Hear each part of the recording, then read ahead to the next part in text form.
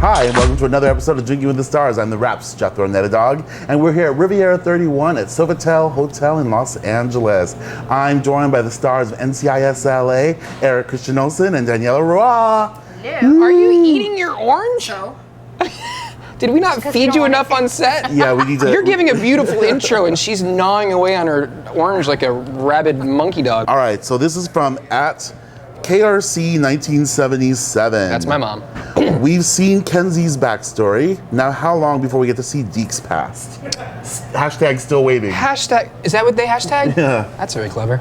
That's a great question. I think that Shane and Scott and the writers have done a really great job of slowly revealing these characters' backstory. There's a lot of really great kind of ground and soil to tap into to tell that backstory, and I'm so excited as Shane and Scott kind of reveal these things. Yeah, they're really good at like planting seeds for different characters and sort of like making them grow, you know, as you mentioned, the soil. You know, they plant them and then they grow further in the seasons, and they're very good at sort of spreading those stories out, and obviously we've been able to capture the curiosity of the audience who are still wondering when that history is going to come up for Deke, so. The question was, when will we learn more? So that's a great question. I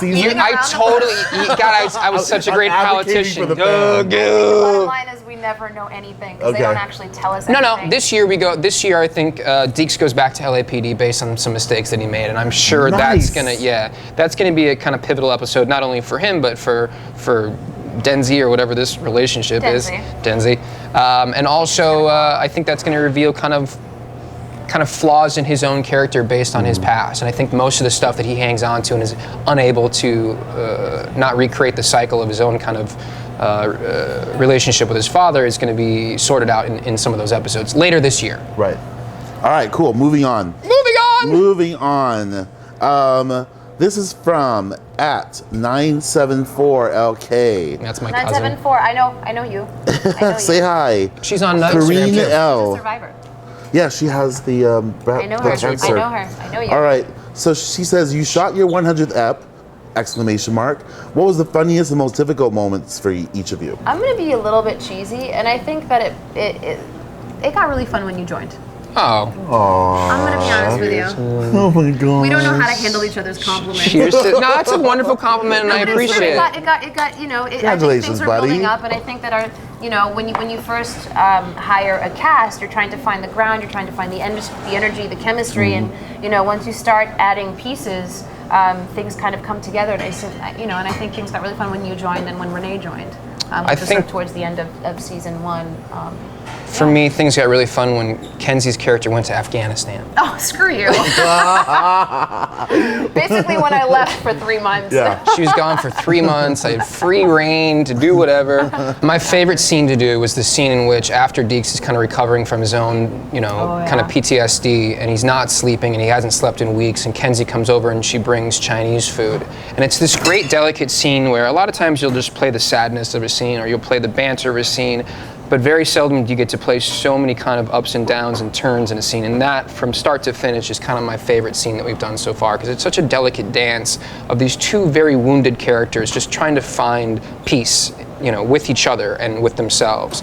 And to watch that happen, and to play those moments, it's the cronut scene too. And there's so many great moments and turns. Yeah, it's a lot of food. There's Chinese and cronuts and beers and stuff. But that's my favorite. That's my favorite scene. The funnest moment to play. Another thing too with that scene, and this is in no way trying to take away credit from the writers, because we have wonderful, brilliant writers, and I think this is why I appreciate them, is that within this scene, they set the scene, they set the lines, but then they let us play with some things a little bit. So there was a little bit of improvising in the scene, and then our editors were wonderful and allowed, let those improvs sort of stay in the scene, which I think also kind of helped the tone a bit and all that stuff. It's a fun scene. Yeah. What's the most difficult? We have time for this? I feel like this is gonna be a 40-minute interview. Just go for it. You being pregnant, having to shoot Afghanistan in 110-degree weather with 17 layers on? There's that, yeah. I wouldn't even have done it. I'm just so thankful that they kept me in the show instead of just sending me off without a real storyline. I'm so thankful that they did that I kind of ignored the fact that it was difficult at times. I'm just happy they let it happen. Our crew was shooting on Saturdays to make it happen, and yes, it was difficult, but it was also extremely rewarding, and I'm just happy to have been able to stay a part of the show. But yeah, I think mine was the torture episode. I had to torture that scene was so great. Oh my gosh, I love the that guy, the blind cleric, and he was so good, but it was so violent and disturbed and broken. It's a man kind of losing himself in his anger and hatred. All right, so let's tell the fans where they can catch the show. For the military audience at home, we're on it Monday nights at 2200 hours. And for those of you that don't love math like I don't, it's Monday nights at 10 o'clock on CBS. Yes. Awesome. Cheers. Cheers to that. Thank you so much for having us. Thank you. Drinking with the Stars, Tuesday Call morning. yourself a star. Isn't that what's the name of the show?